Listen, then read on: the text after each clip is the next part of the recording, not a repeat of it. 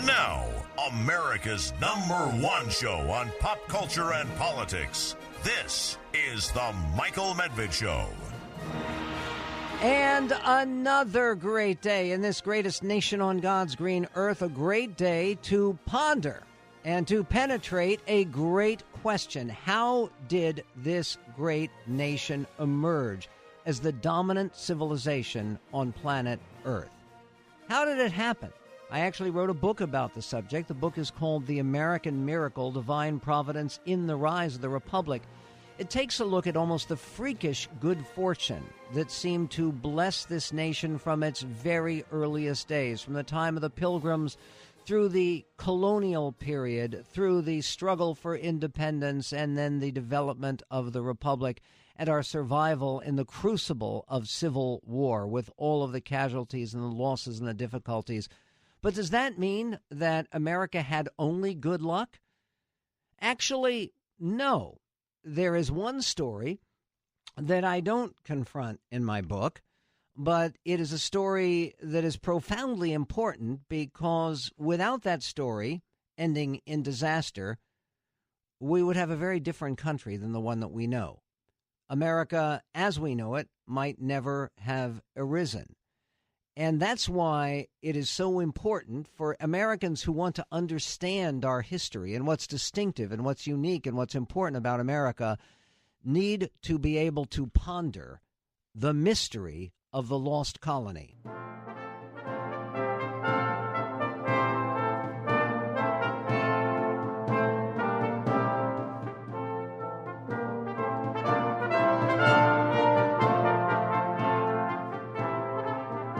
And in this special broadcast of the Michael Medved Show, The Mystery of the Lost Colony, I want to explain with you and to explore with you what happened about a venture to settle Englishmen in the New World that seemed from the very beginning to be mystically and mysteriously cursed, not blessed.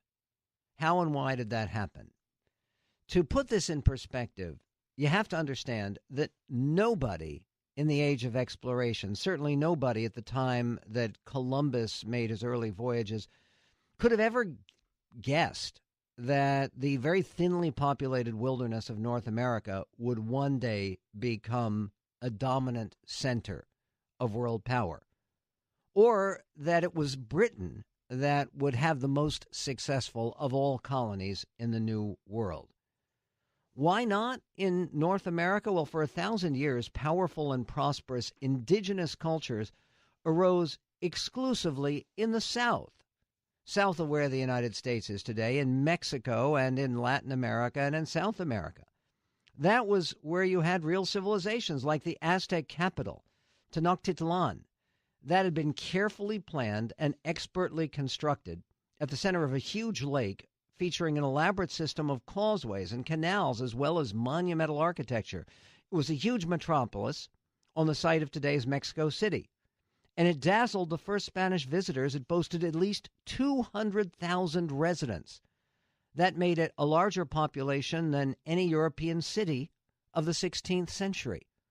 Larger than Madrid, larger than Paris, larger than London, larger than any city in Europe. Now, by contrast, the most significant pre-Columbian settlement north of Mexico developed across the river from modern-day St. Louis.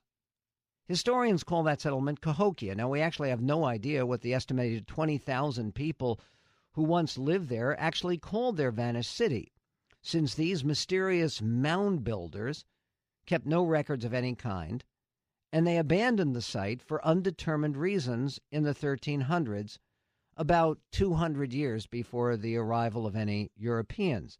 That's what the archaeologists have determined.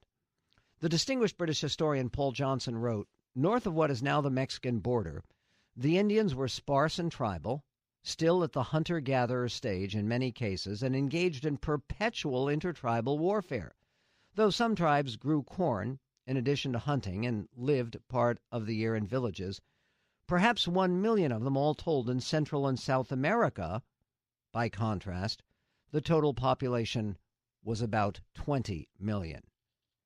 Now, in direct contrast to those teeming splendors to the south, the territory of what later became the United States not only boasted less numerous, less sophisticated natives, but also drew far less accomplished colonizers.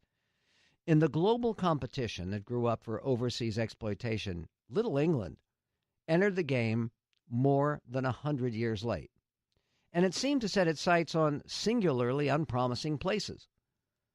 The Spanish welcomed endless convoys of gold-laden treasure ships from their Western Hemisphere conquests, while the English experienced decades of frustration and failure before they finally built their very first struggling, starving, but permanent communities in Jamestown, Virginia, and then later in Massachusetts. So what changed to upend the order of things in the New World, allowing a few pathetic, late-blooming English outposts to grow into a collection of burgeoning, affluent colonies that in turn developed into the mightiest nation-state in modern history? Well, the first prerequisite for England's unexpected edge involved a fateful military confrontation that both sides, loser as well as winner, attributed to providential intervention. The second requirement demanded the complete collapse of a grand colonial venture that seemed mysteriously cursed from its very beginning. In order to nourish the distinctive values that ultimately shaped American success, the earliest underdog efforts of British colonization needed both a miraculous victory followed by a defining disaster. First, that amazing military victory. The phrase famously associated with the English imperialism of the 19th century, that the sun never sets on the British Empire, you've heard that. That actually originated some 300 years earlier as a description of the global reach of imperial Spain. In the mid-1500s, a friar whose name was Francisco de Ugalde honored the all-powerful Spanish monarch, Charles I, by hailing him as ruler of El Imperio en el que nunca se pone el sol, the empire on which the sun doesn't go down. That statement applied even more powerfully to Charles' son, Philip II, who added island chains in the Pacific. The Philippines were named after him. He added those possessions to existing crown possessions in Africa, Asia, Europe, and the Americas. From his gloomy headquarters at the Escorial Palace in Madrid, with its massive dank stone walls, Philip looked out at personal control of more of the Earth's surface than any prior ruler in all of human history, making Alexander the Great or the Roman Caesars seem puny by comparison. The invincible Spanish Navy dominated both the Atlantic and Pacific, and in the Mediterranean it was Spanish galleons who led the Holy League, so-called, that shattered a superior Ottoman fleet in the decisive Battle of Lepanto in 1571. That victory checked the Turkish Muslim dream of European conquest. In any event, Philip was a fervent Catholic with a morose and fatalistic temperament. He saw himself as a defender of the faith, and he proudly styled himself His Most Catholic Majesty. That was an honorary title granted by the Pope exclusively to Spanish monarchs. He tried to revive Catholicism during his time as King of England, during 4 years of his marriage to Queen Mary, who was the second of his 4 wives and the Catholic daughter of Henry VIII. Got that? After Mary died, she was known as Bloody Mary, he tried to maintain his position in the British Isles by proposing marriage to the new queen, Mary's younger half-sister, Elizabeth. Elizabeth was a Protestant, like her father, King Henry. And when the Virgin Queen, so-called, turned down Philip, he not only lost a prospective mate, but sacrificed all claim to the British throne. Well, relations between the two nations, Spain and England, ultimately deteriorated. And they led to one of the biggest naval fleets in all of history, a fleet that was determined to destroy the independence of Britain and to bring that country under the power of Philip II of Spain. The defeat of the Spanish Armada was completely necessary for Britain to have any hope of successful colonizing. But that necessary victory was then followed by a necessary disaster in Britain's colonial ventures. We'll get to that victory, followed by that unspeakable disaster, in this special broadcast of the Michael Medved Show, The Mystery of the Lost Colony.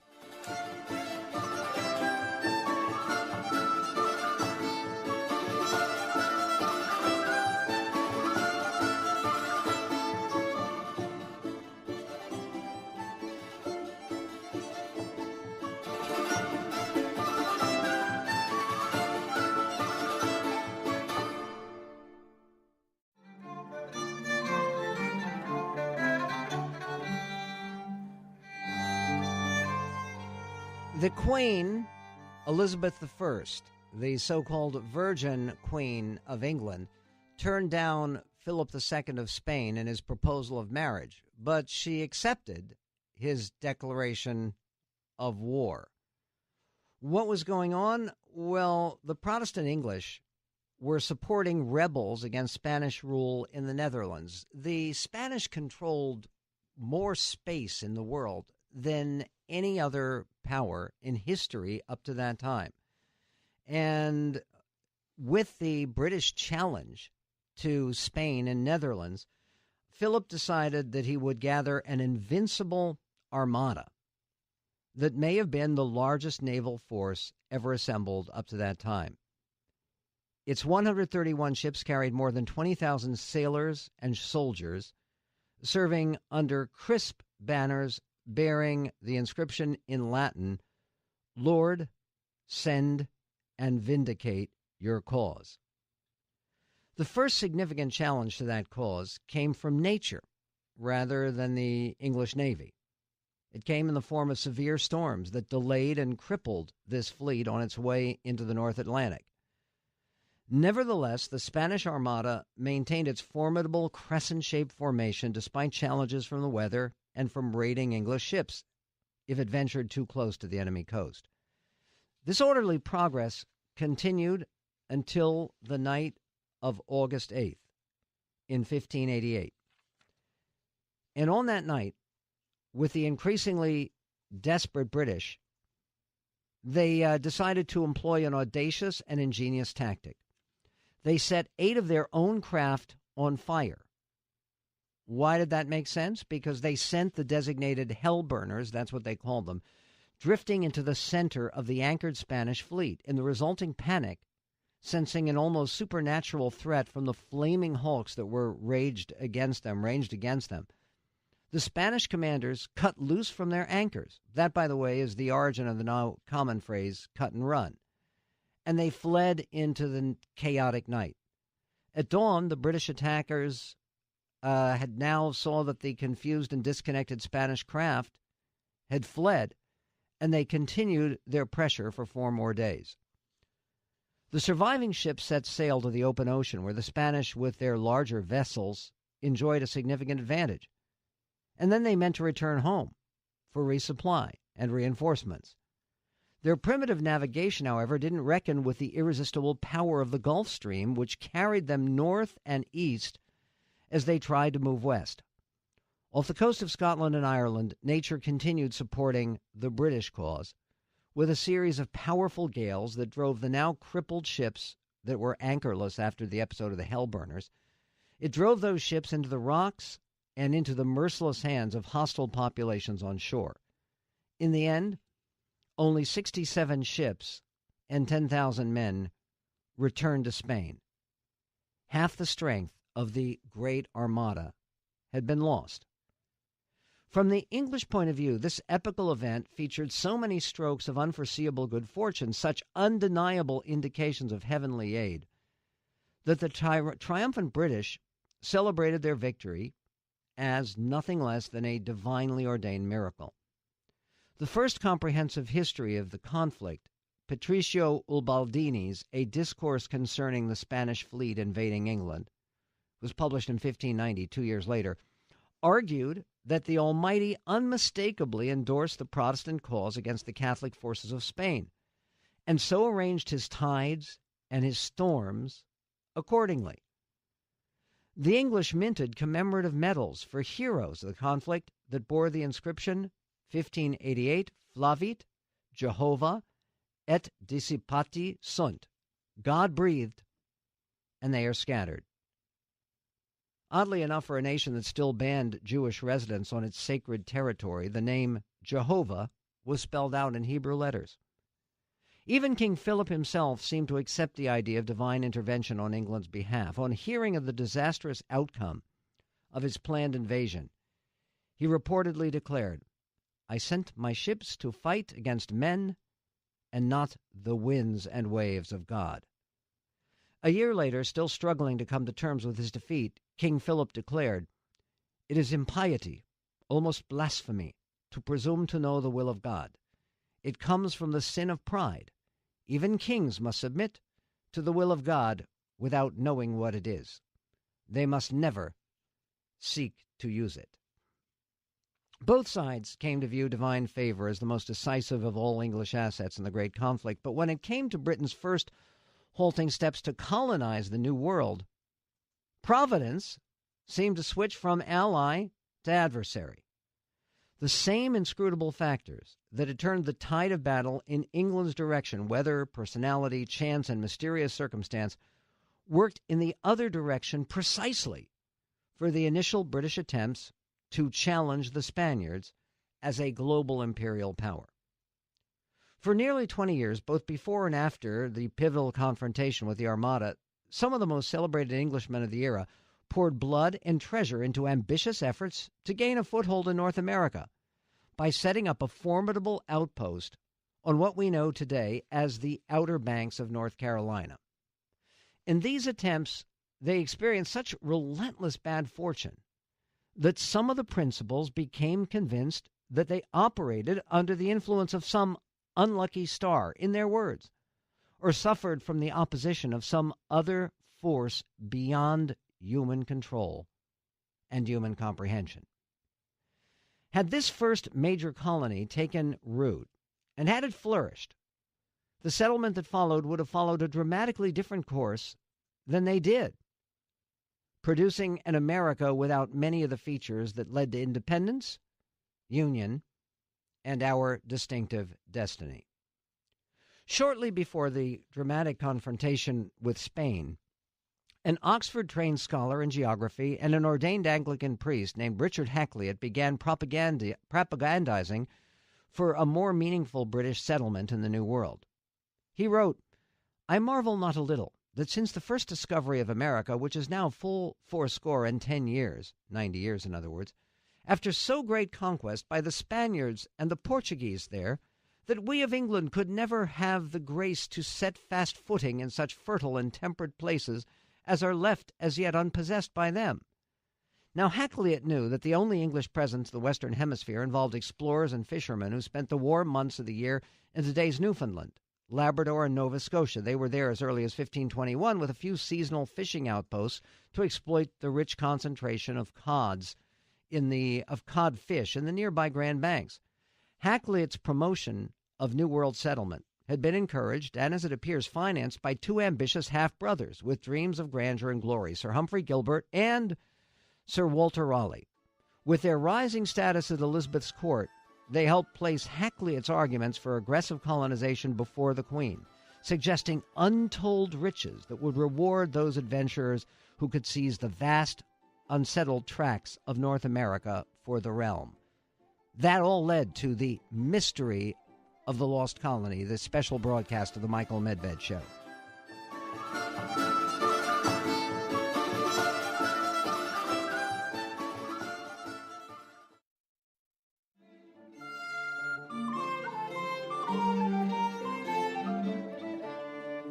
You're listening to a special broadcast of the Michael Medved Show, The Mystery of the Lost Colony. It's about the ill-fated beginnings of British settlement in the New World.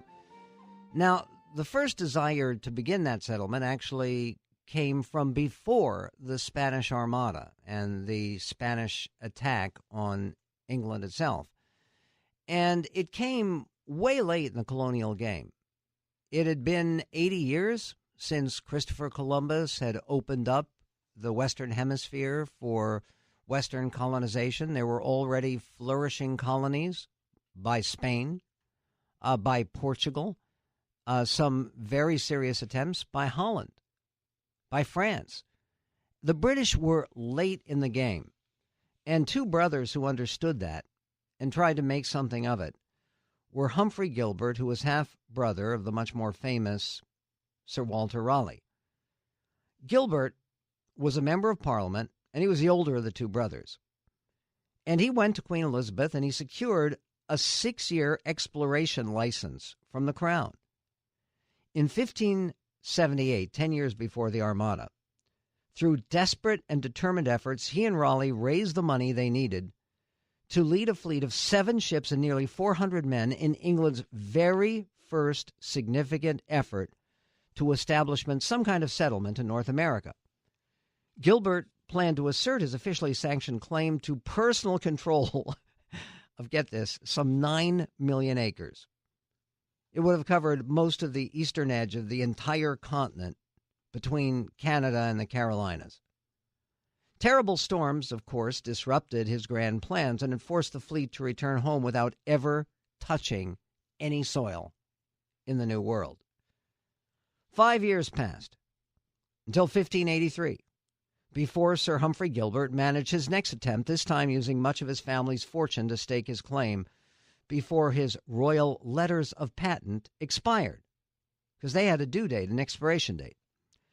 Despite an appalling lack of appropriate preparations and crews composed mostly of criminals, pirates, and misfits, that was Gilbert's own description, 4 of his 5 ships this time made it to the village of St. John's in Newfoundland, where he tried to impose heavy taxes on the startled and disgruntled fishermen that he found there. With his supplies nearly exhausted, he couldn't go through with his plans of settlement, and he decided to make the return trip across the Atlantic before the weather and impatient crews turned against him. En route, he stubbornly insisted on remaining aboard the smallest, least seaworthy of his craft. It was a leaky, rotting boat to which he had formed a truly bizarre emotional attachment in the course of the journey. The name of that ship, Squirrel, could hardly reassure the sailors who worried for their commander's safety in the turbulent North Atlantic. As they headed into severe weather, the personnel from the other, more secure craft begged Sir Humphrey to come aboard, but he reputedly refused. At dusk of the 9th of December, a particularly foul day, crew members of his larger flagship saw Gilbert sitting on the stern of his flimsy, storm-tossed frigate, using the fading light to try to read a book, reportedly was Sir Thomas More's Utopia. They shouted and gestured for him to see to his own security. And Sir Humphrey yelled back, "We are as near to heaven by sea as by land." In the stormy darkness, the sailors tried to keep sight of the flickering lights on Squirrel. But according to one officer, shortly after midnight, suddenly her lights were out, whereof, as it were in a moment, we lost the sight, and our watch cried that the general was cast away, which was too true. By morning there was no doubt that, quote, the frigate was devoured and swallowed up by the sea. Gilbert lost both his life and his grand dreams of colonization at age 44. Historian David Hawke, I think, had the most apt observation. He wrote, Humphrey Gilbert failed in all his practical projects, but he failed on a grand scale. A different kind of grand scale, vastly grander still, was the scale pursued by his younger brother, Sir Walter Raleigh. And he played a fateful role in the ongoing English attempt to catch up in the colonization game. Where did it go disastrously wrong? We'll tell you in this continuing story of the mystery of the lost colony.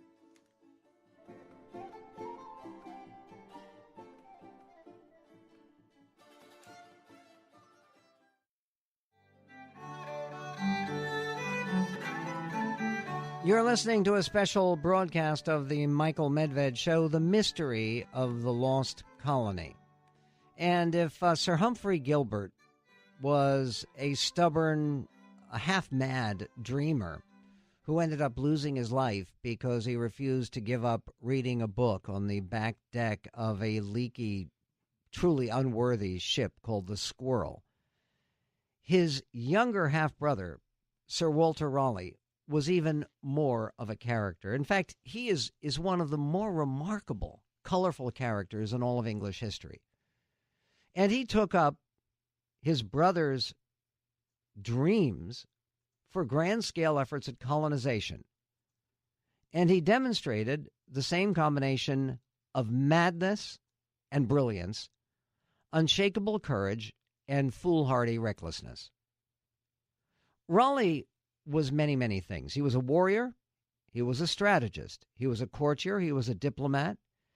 He was a parliamentary leader, elected to Parliament repeatedly. Explorer. He was a poet, famous for his poetry, a scientist, and a money-mad entrepreneur. He was very into money. His career also featured a disturbing pattern of frequent arrest and imprisonment in the Tower of London, followed by abrupt release and dispatch on some ridiculously risky missions on behalf of the crown. After his brother's death, Raleigh promptly secured his own royal charter from Queen Elizabeth, essentially duplicating the 6-year grant that had been bestowed on Humphrey Gilbert. Now, under terms of this new deal, Raleigh committed himself to establishing visible, viable English settlements in the unclaimed vastness of the New World, a service that could not only expand his nation's power and prosperity, but would simultaneously solidify Walter Raleigh's own claim of control over an emergent empire in North America. Wasting no time, on April 27, 1584, Walter Raleigh dispatched a 2-ship expedition to explore his wild new lands and to determine the right location to realize his grand dreams. He wisely ordered the captains he had employed to follow the longer but less perilous southern route across the ocean that Columbus had made famous, avoiding the storms of the North Atlantic that had claimed his brother's life. So after reaching the West Indies, Raleigh's ships turned sharply to the northwest. They hugged the coast after they sighted the mainland. And as they approached the Carolina shore, surviving accounts of their journey emphasize the strong and sweet smell wafting across the water from the heavily forested banks. Later comments note that sweet and aromatic smells lay in the air. Many of the early English explorers and settlers felt overwhelmed by this sweet smell of America, which sometimes reached their ships even before they sighted land, reinforcing the idea that they had arrived at a new Eden, supernaturally consecrated for their benefit. Now, the first expedition that Raleigh sent finally took possession of an island that the Indians called Roanoke. It was near the opening of Albemarle Sound, and they disembarked on July 4th. That's a date that meant nothing in 1584, but obviously it resonates powerfully with future generations. Trading with local tribes known as the Sicotans and the Croatans, the Englishmen got hold of buffalo hides, deer skins, and a few pearls, as well as exotic local fruits and vegetables to bring back to Sir Walter Raleigh after completing a rapid and superficial survey of the surroundings. They also returned with two native chiefs. Their names were Monteo and Juan Chese, and they made the arduous journey to London and back in order to bear direct witness to the friendliness of the local inhabitants and the richness of the land. The idea wasn't so much to offer an objective scientific report, but to present an effective sales job that would encourage settlers to risk everything by populating Raleigh's realm in the remote wilderness at the other side of the world, or else to risk their money in backing this great adventure. For that purpose, Raleigh and his colleagues shared their wishful thinking about the prospect of mineral wealth, dazzling prospective investors with visions of shiploads of gold and silver that never materialized from that corner of the continent. They thought they could imitate the Spanish. Well, they later found out better. Recently installed as a member of Parliament for Devonshire, one of 3 different counties he represented at different points in his roller coaster career, Raleigh also sketched his grand plans to a curious House of Commons, hoping to build a tidal wave of support for his next expedition. The enthusiasm ultimately swept up the Queen herself. She knighted Raleigh in January 1585, agreeing to his earnest entreaties that he should be authorized to name the new colony after her, honoring the beloved Virgin Queen with the designation Virginia. To celebrate his own leadership of a colony that didn't yet exist, Raleigh minted several copies of a commemorative silver seal. It bore the legend in Latin, "Private Seal of Walter Raleigh, Knight, Lord, and Governor of Virginia." Despite this elegant gesture and the royal enthusiasm for her courtier's ambitious project, the Queen and her ministers remained too preoccupied with looming conflict with Spain, this is right before the Armada, to provide Sir Walter with the monetary support he wanted. Instead, he relied on what remained of his own resources and on venturers who put up the money with hopes of prodigious gain. They finally managed to finance 7 ships bearing some 600 men, half of them soldiers, which sailed in April to set up a defensible, armed English outpost on Roanoke Island. This well-equipped fleet separated on their way across the Atlantic, in part because some of the commanders made distracting detours to harass Spanish ships and to steal their cargoes in bold acts of privateering that nicely combined profit and patriotism. Nevertheless, the bulk of the expedition managed to reunite near Roanoke after 3 months, and they proceeded to build a fort and some crude housing as protection from the elements. What happened to this effort to build the first permanent British colony in the New World will continue to unfold the astonishing story, the mystery of the lost colony, here on the Michael Medved Show.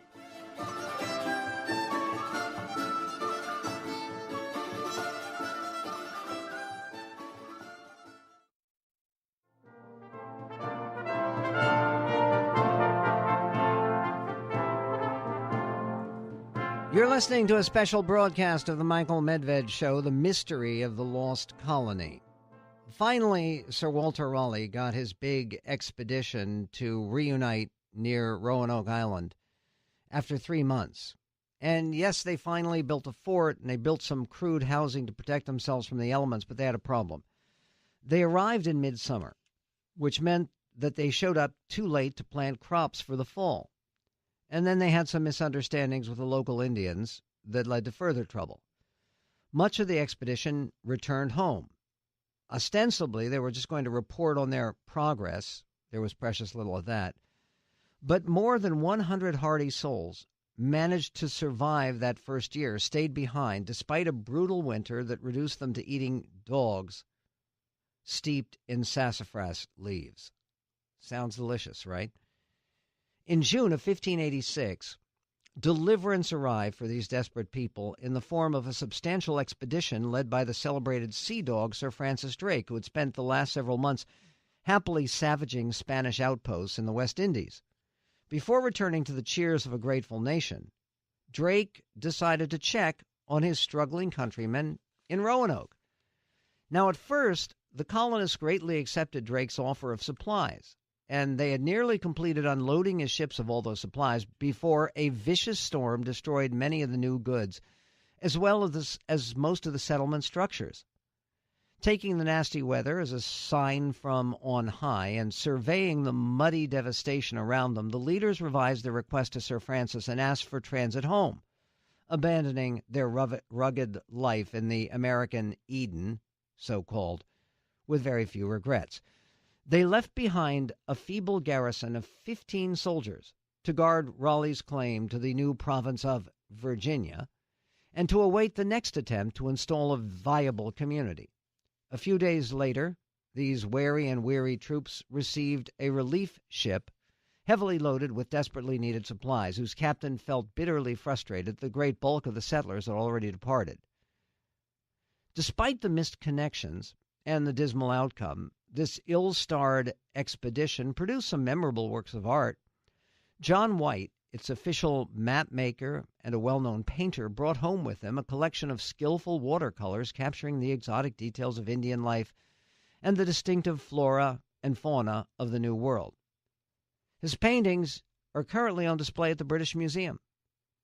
They represent the only surviving images of the Native Americans encountered by the earliest English settlers.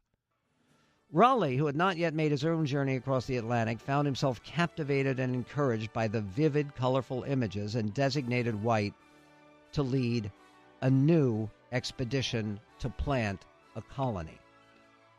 That expedition is one of the most haunting stories in the very early history of America. No, it wasn't a success, not in any sense, but it provided a haunting story, the mystery of the lost colony, a necessary disaster for this greatest nation on God's green earth.